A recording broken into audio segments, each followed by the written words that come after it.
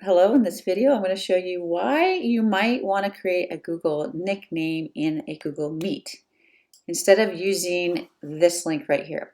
Well, this is generated by Google and it's really meant to be for your whole class. That doesn't mean that you can't have an individual meet with a student and they log into their Google Classroom and click on it, but there's always a possibility that a random student might want to click on that and go to it. So yes, you can hide it. If you go to your settings right here, you can hide it.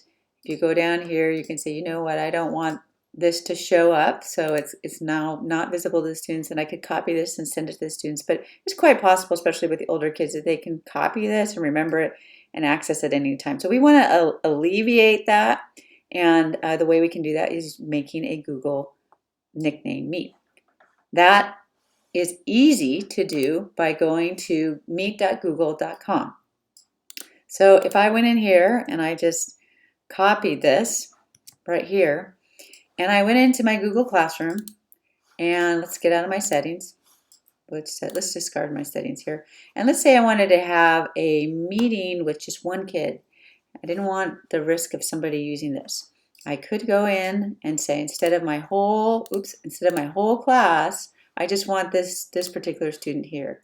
And I'm going to say, hi, super student, join me at, and I could paste this in here just like that.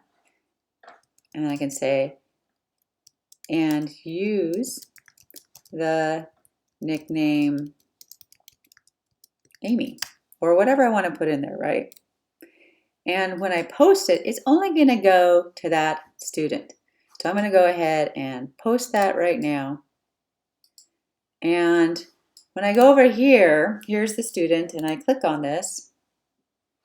They see this, and they click in here, and they want to use a meeting code. So notice it says use a meeting code. They can't generate one. They can only, put in one. So if they put in Amy right here, and they say continue, they'll say, oh, you're not allowed to start a meeting. You can't go into this meeting, all right?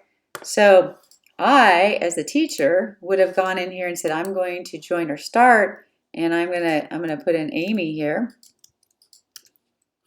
I don't think upper or lowercase matters and stuff, but when I go in here, I'm just gonna turn this off for a second. I'm gonna join, and there's my nickname. I'm just gonna close this.